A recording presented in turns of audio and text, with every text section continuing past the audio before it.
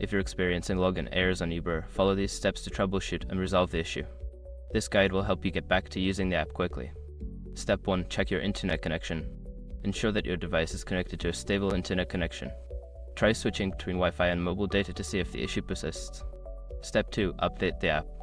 Make sure you have the latest version of the Uber app installed. Go to your device's app store, search for Uber, and update it if necessary. Step 3. Reset your password.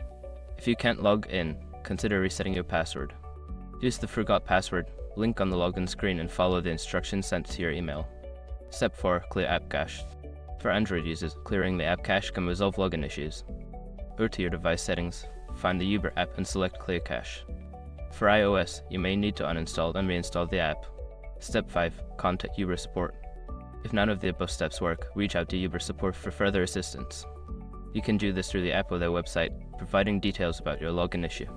By following these steps, you should be able to resolve any login errors and continue using Uber without interruptions.